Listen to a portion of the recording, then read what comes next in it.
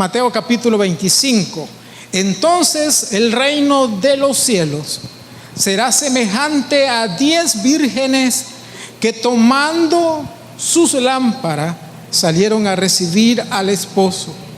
5 de ellas eran prudentes y 5 insensatas.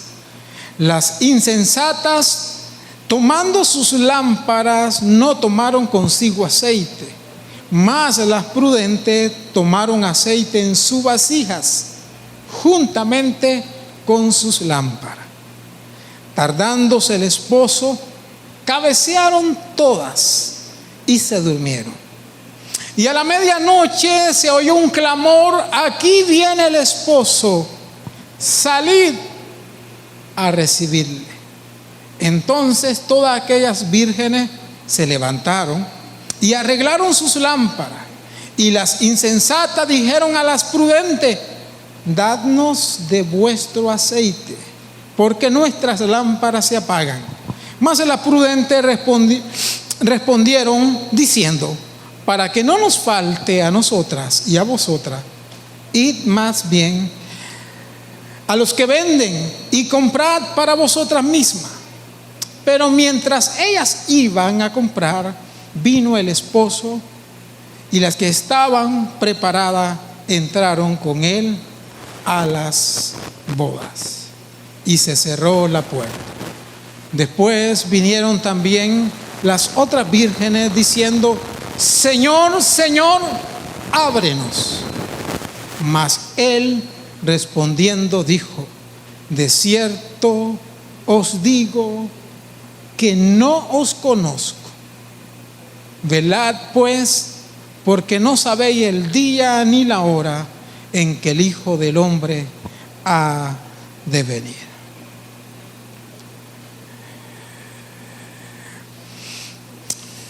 Recientemente estuve hablando acerca de las parábolas. Las parábolas fueron el lenguaje que Jesús usó para hablar acerca del reino de los cielos. En esa ocasión les mencioné que las parábolas tenían 2 propósitos: revelar principios acerca del reino, pero también las parábolas tenían el propósito de esconder principios del reino. Para algunos es revelado y para otros es escondido. Eso no tenía nada que ver con Dios, eso tenía que ver con el corazón de los oyentes. Esta parábola solamente Mateo la registra, a diferencia de otras parábolas que Lucas, Marcos. Pero esta parábola de las 10 vírgenes probablemente sea una de las parábolas más conocidas en el pueblo cristiano, juntamente con la parábola del sembrador. Solamente Mateo la registró. Las parábolas nos hablaban acerca del reino de los cielos, pero no hay una parábola que nos hable todo acerca del reino de los cielos. Las parábolas revelaban un aspecto nada más del reino de los cielos. Dicho de otra manera, las parábolas tenían el propósito de, cuando revelaban, eran hablar acerca de un aspecto del reino. No hay una parábola que nos hable de todos los aspectos del reino o de toda la vida cristiana. Cada una tocaba un tema específico. Esta en particular nos habla acerca de la importancia de esperar la segunda venida de Jesús. El propósito central de esta parábola es hablarnos de cómo la iglesia tiene que esperar la segunda venida de Jesús.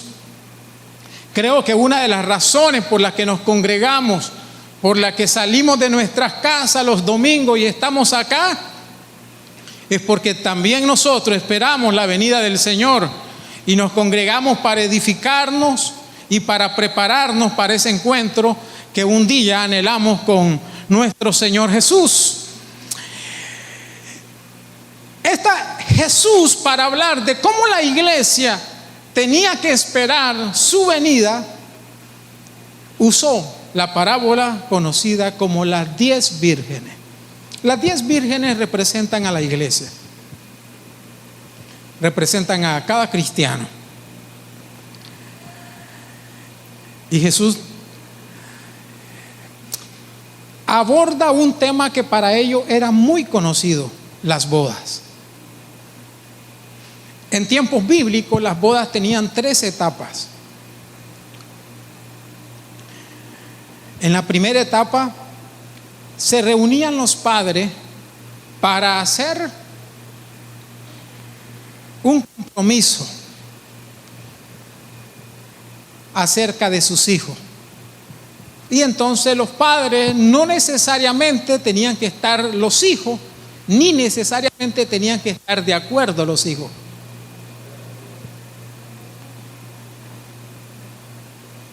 Entonces se reunían los padres y yo le digo a Luis, me gusta su niña para Joseph. Y entonces Luis me dice, amén, pastor. Y nos reunimos. No tienen que estar los novios, no tienen que tener la edad, no tienen que estar de acuerdo los novios, pero los padres llegan a un acuerdo. Normalmente esa era la primera etapa. La segunda etapa de la boda, en la segunda etapa sí estaban los novios. Se volvían a reunir tiempo después, se volvían a reunir para reafirmar la intención y el acuerdo. Pero en esta ocasión tenían que estar los novios presentes. Entonces se reunían los padres y los novios y acordaban que se iba a realizar la boda. La segunda etapa era el acuerdo pleno en compañía de los novios. No era la boda en sí, pero tenía tanta validez y era tan legítimo que si por alguna razón no se llegaba a concretar la boda, se tenía que dar carta de divorcio.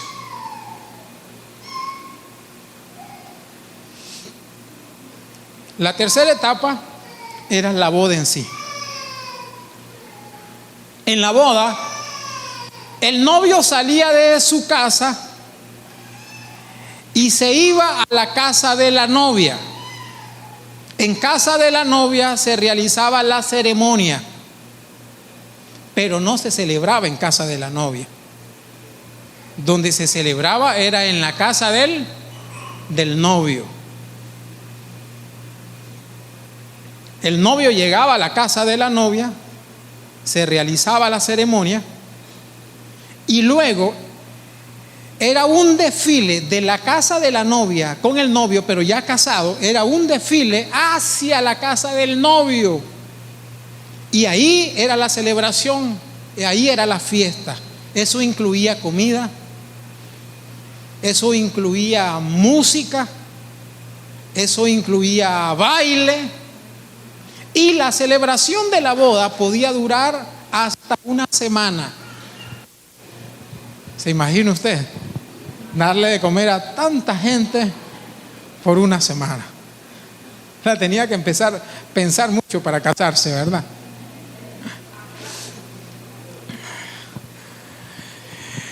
Como esto es parte de la cultura de ellos y ellos conocen muy bien, Jesús toma algo propio de ellos para decir: el reino de los cielos será semejante a un novio que va a la casa de la novia para casarse. Pero en este caso el novio se va a casar con 10 vírgenes. Y el novio llegó tarde. Dice que tardando.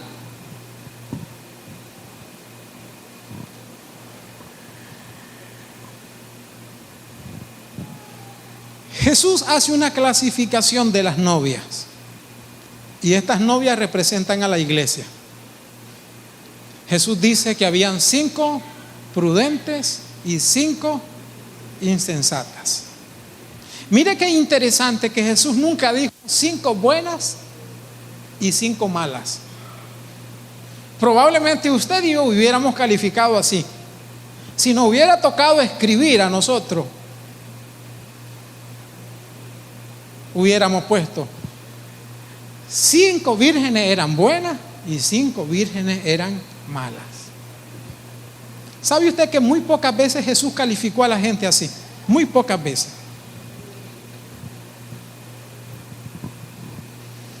El lenguaje que más Jesús utilizaba para calificar a la gente era prudentes e insensatos. Hay muchos relatos de eso en la Biblia, no lo voy a llevar versículo por versículo, le voy a mencionar uno, probablemente el que más conozca usted. Jesús dijo, habían 2 hombres, uno prudente que edificó su casa ¿sobre qué? Sobre la roca. Y un insensato que edificó su casa sobre la arena. El calificativo en ese relato y en muchos otros relatos que Jesús utilizó para referirse a la gente era sabio o prudente e insensato y necio. Pero nunca calificó a la gente de buena o mala, porque si nos tocara calificar a la gente de buena o mala, la Biblia dice que no hay bueno ni aún, sino que todos somos, amén.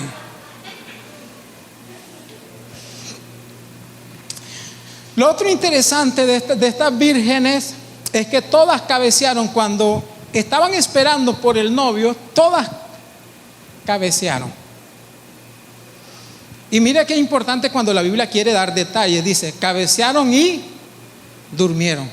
La Biblia pudo haber dicho directamente, todas durmieron, pero quiso poner el término cabecearon.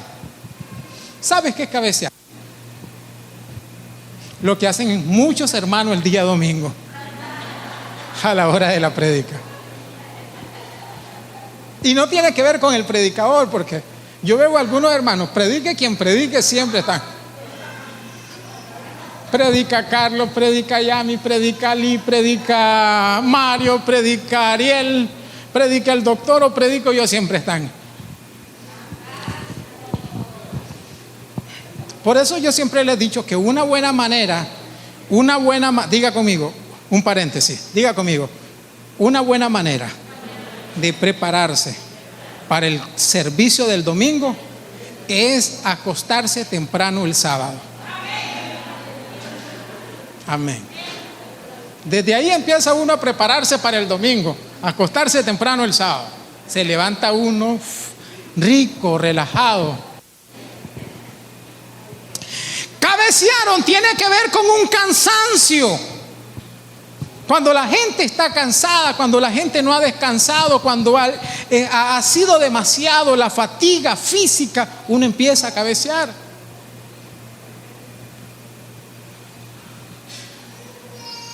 Con algunas excepciones. Una vez yo recuerdo que me estuvo dando alergia y entonces compré una pastilla para la alergia. Y esa traían un sedante. Yo no sabía, era la primera vez y me tomo la pastilla un domingo y teníamos un predicador invitado y yo literalmente no podía sostenerme, pero a excepción de cosas como esa, cuando uno empieza a cabecear es porque no ha descansado, no ha dormido. Y entonces el cansancio nos va a llevar a dormir. ¿Recuerdan ustedes cuando Jesús en el Getsemaní oró y le dijo a sus discípulos, ustedes quédense acá, yo voy más adelante con 3? Y Jesús fue a orar y después regresó de una hora y los halló durmiendo y le reclamó, ¿por qué no pudieron velar ni siquiera una hora? Pero ¿sabe lo que se encarga de decir Mateo? Dice, los ojos de ellos estaban cargados de sueños.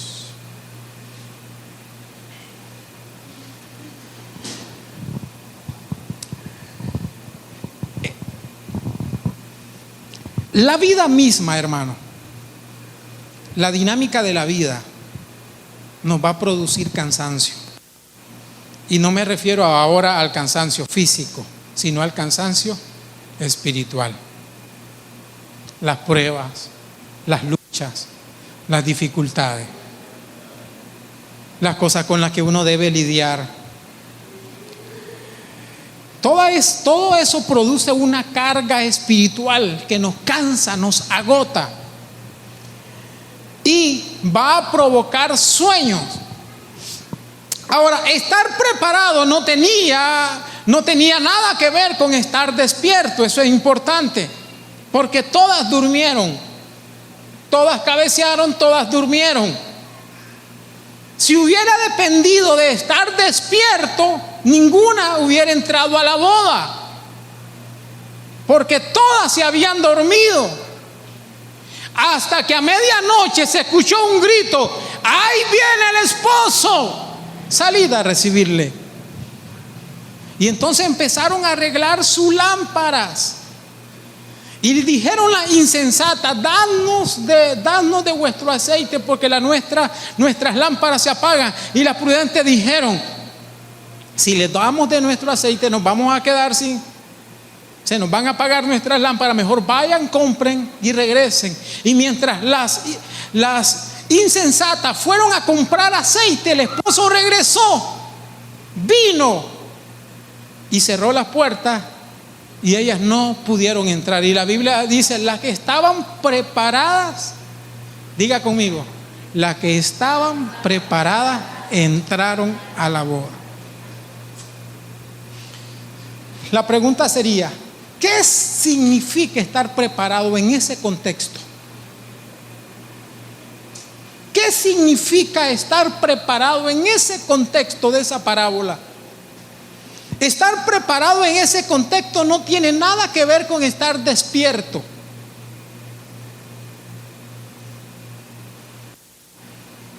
¿Sabe en qué consistía estar preparado? Estar preparado tenía que ver con tener una lámpara que estuviese encendida al momento que viniera el esposo. ¿Sí me doy a entender? Estar preparado tenía que ver con tener una lámpara, que esa lámpara estuviera encendida, estuviera dando luz a la hora que el esposo llegara. Ahora, ¿cuál fue el problema de las insensatas? Las insensatas llenaron sus lámparas de aceite, pero las prudentes fueron más inteligentes. Llenaron sus lámparas, pero también tomaron aceite extra, porque dice que llenaron sus vasijas. Dicho de otra manera, las insensatas se conformaron con que su lámpara estuviera llena, pero no midieron el tiempo que podía demorar el esposo. Y en la medida que el esposo demoraba, el aceite se fue consumiendo hasta que sus lámparas se apagaban. Mientras que las prudentes tenían sus lámparas llenas, pero calcularon y tomaron aceite de reserva.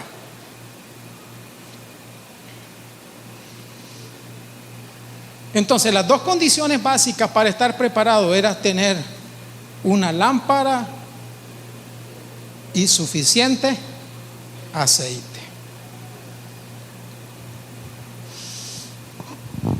¿Qué sería la lámpara?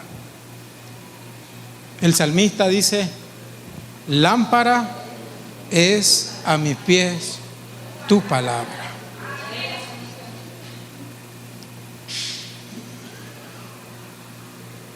La lámpara es la palabra.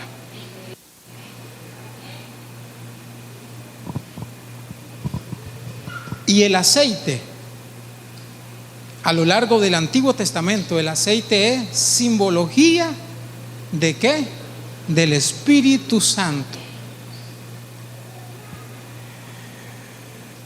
Dicho de otra manera, lo que usted y yo como cristianos necesitamos para alumbrar y mantener nuestra lámpara encendida es la palabra y el Espíritu Santo.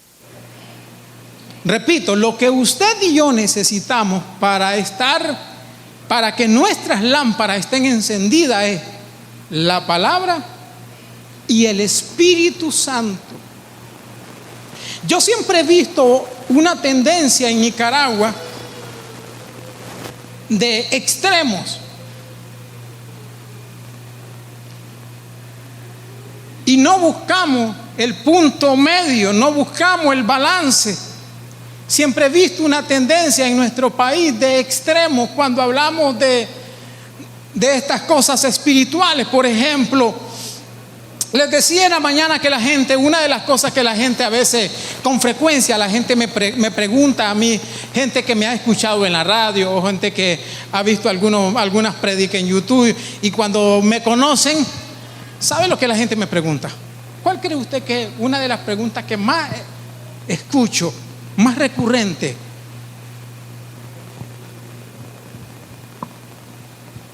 ¿De qué denominación es usted? ¿Bautista o pentecostal?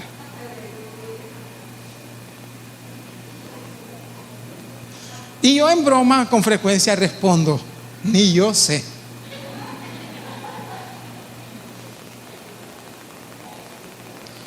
Esa pregunta, ¿sabe lo que refleja? Los extremos y las tendencias de nuestro país. Y me refiero a la vida cristiana.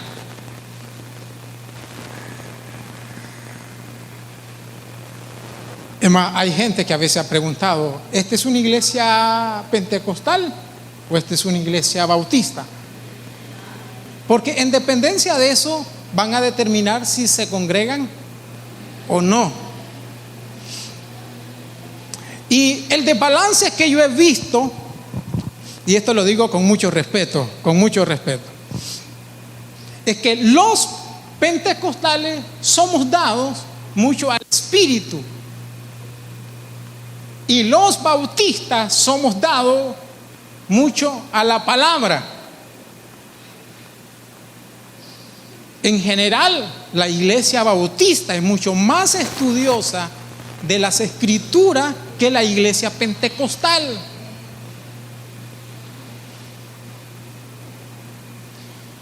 Pero la iglesia pentecostal es una iglesia muy apasionada por las cosas del Espíritu, por el mover del Espíritu, por los dones del Espíritu, por el fuego del Espíritu.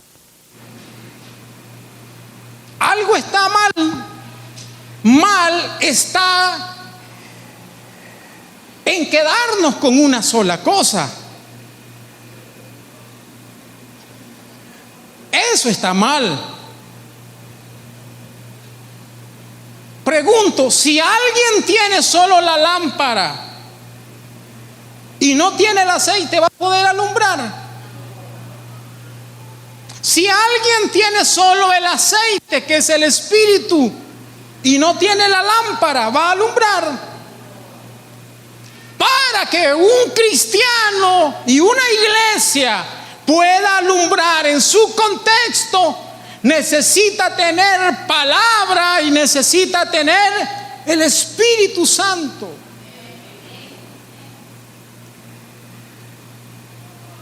Porque, por ejemplo, y mire la combinación rica. Por ejemplo, el Espíritu Santo nos ayuda a interpretar la palabra. El Espíritu Santo nos ayuda cuando nosotros leemos esta palabra. El Espíritu Santo fluye para que nosotros interpretemos esta palabra. ¿Ok? Pero esta palabra, cuando el Espíritu Santo se está moviendo, esta palabra nos ayuda a normar lo que es y lo que no es del mover del Espíritu Santo. No sé si me voy a entender. Sí, el Espíritu Santo nos ayuda a interpretar esta palabra, pero esta palabra nos ayuda a normar lo que es y lo que no es del Espíritu Santo.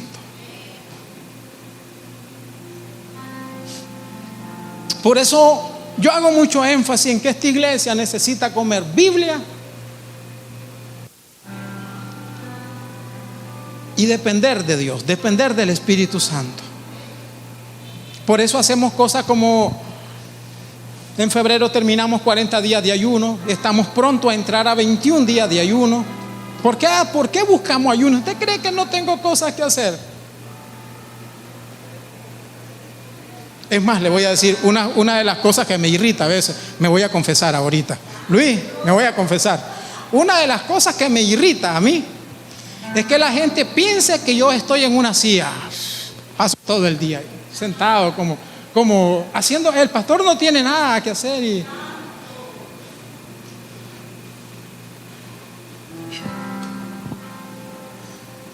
hacemos cosas como esas. ¿Sabe por qué? Para buscar el Espíritu Santo. Solo con la ayuda del Espíritu Santo nosotros como iglesia lograremos cosas significativas. Pero necesitamos escudriñar la palabra, necesitamos leer la Biblia para tener el fundamento necesario. Yo siempre lo he dicho de esta manera, hablando del pentecostalismo en tal. El pentecostalismo en la Biblia tuvo varias etapas. Primera etapa del pentecostalismo. ¿Cómo nace el pentecostalismo en la Biblia? El pentecostalismo nace como una fiesta. Diga conmigo, fiesta. ¿Qué era el pentecostalismo en el Antiguo Testamento? Era una fiesta. Comida, bebida, baile, celebración. Eso era el pentecostalismo en el Antiguo Testamento. Léalo, amén. Pero el pentecostalismo no se quedó como una fiesta. El pentecostalismo pasó a una experiencia personal. En Hechos capítulo 2 dejó de ser una fiesta de comida y bebida y se convirtió en una manifestación del Espíritu Santo. Sí, pero no se quedó ahí. El pentecostalismo pasó de una experiencia personal, pasó a una explicación doctrinal. Por eso ve usted a Pablo conforme a las Escrituras tratando de normar ciertas prácticas que eran del pentecostalismo, pero que no eran correctamente bíblicas, y Pablo trató de normar.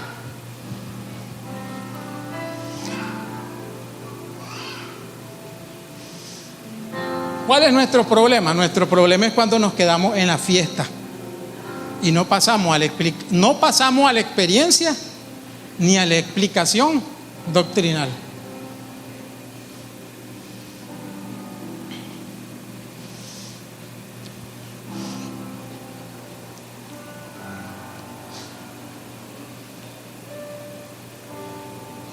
Termino con esto.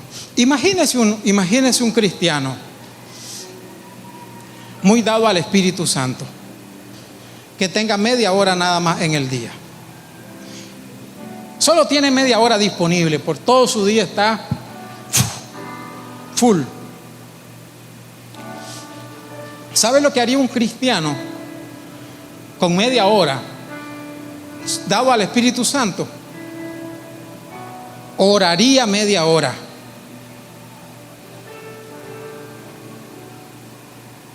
¿Sabe lo que haría un cristiano que es muy dado a la palabra, al estudio, a escudriñar? ¿Sabe lo que haría en media hora? Leería la Biblia. ¿Sabe lo que haría un cristiano balanceado? Tomaría 15 minutos para orar y 15 minutos para leer la Biblia. Es un cristiano. Y cuando le damos tiempo y lugar al Espíritu Santo y leemos su palabra, nos estamos poniendo en una posición de ser luz, de poder alumbrar.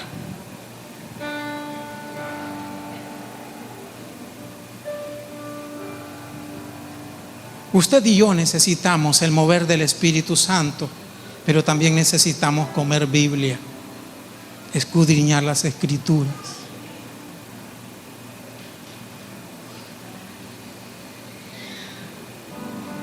Porque en la medida que nos llenemos.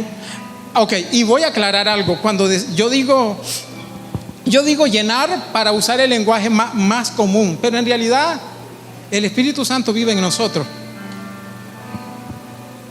Diga conmigo, el Espíritu Santo vive en mí. Usted me dice, pastor, pero yo soy pecador, pero yo soy débil. Hermano, con todo y eso, es que usted no ha leído Corintios.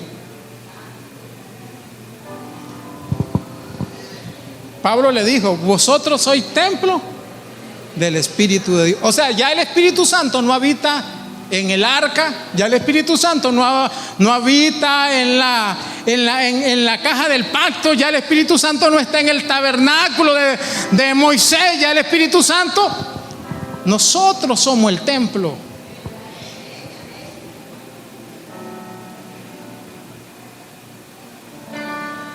Necesitamos del Espíritu Santo. Creo que a veces nos cerramos mucho al mover del Espíritu Santo por abusos que se dan. No niego que hay abusos, pero los abusos no pueden cerrarnos al Espíritu Santo. Sí, me doy a entender que a veces porque uno ha visto abuso, uno se limita tanto al mover del Espíritu Santo. No, necesitamos el mover del Espíritu Santo, pero también necesitamos de las Sagradas Escrituras.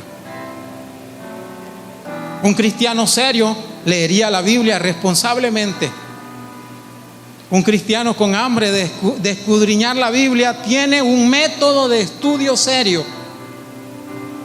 No es como aquel, yo siempre lo hago chiste, no es como aquel que dice, Señor, hoy quiero leer la Biblia, donde tú me digas, donde se abra, Señor. Y sale, Judas se ahorcó. No, Señor, esto no es tuyo, dice. Esto no es tuyo, Dios mío. Dice. Ahora sí, Señor, háblame, quiero leer tu palabra, háblame. Y le toca un pasaje que no tiene nada que ver con el anterior, nada que ver con el anterior. Le dice, haz tú lo mismo. Padre, dice, reprendo al diablo. La tercera es la vencida, háblame, Señor. Y le sale otro pasaje que no tenía nada que ver, ningún vínculo con los versículos anteriores, ni con el libro anterior. Lo que has de hacer, hazlo pronto.